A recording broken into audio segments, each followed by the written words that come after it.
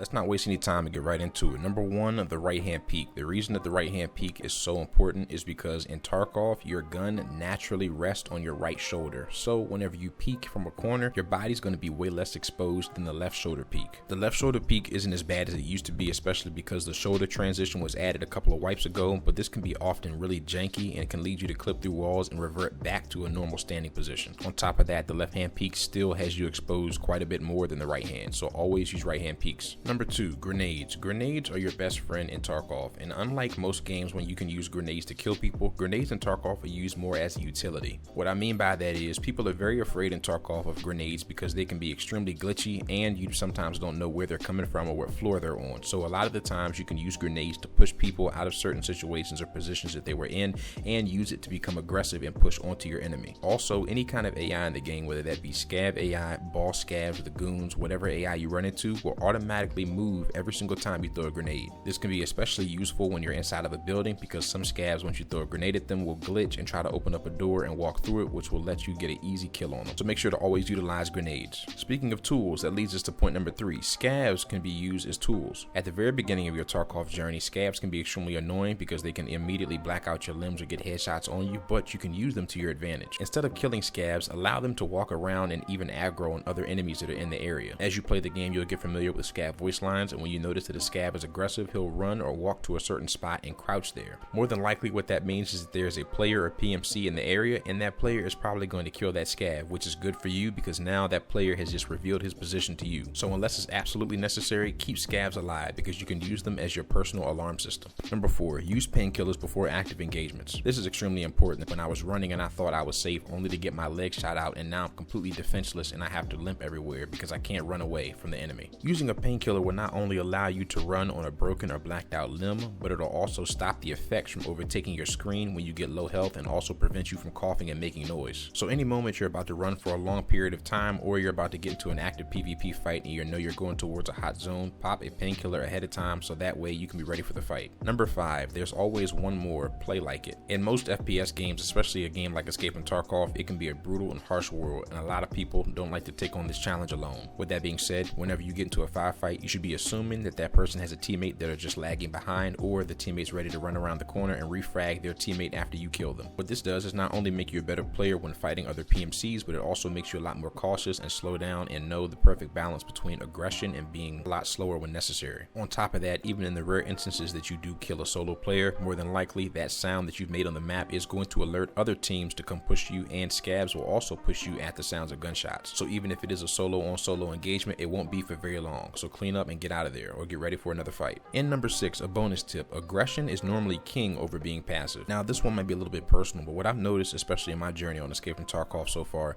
is that whenever you get into active engagements, a lot of people like to sit in one corner and the person who normally makes the first move wins the fight. The reason being is because the mentality of Tarkov being a jump scare game, things popping up out of nowhere, you losing your loot and so on and so forth, can make people want to freeze up and not move. You can use this mentality to your advantage and actually counteract this with aggression. Getting into the mentality of pushing fights and actively moving in fights early will help you so much later on in the future in Tarkov. Not only that, but with the game still being a beta, there are a lot of issues like netcode, desync, lag, and things like that. So even though you think you're sitting in one spot and you should be good, someone can turn a corner, and because they're moving and you're not, they could kill you before you even realize what happened. The netcode favors those who move, so move. And that is it for this video, guys. Let me know down in the comments below what you think, if you enjoy this, if there's any tips that I missed, or if there's anything you want me to cover. I love talking to you guys and I love offering y'all tips. So if there's anything you want me to cover, let me know down in the comments and I will respond and make a video for y'all. With that being said, I will catch y'all in the next one. Tips and 8 out of here. Love you guys.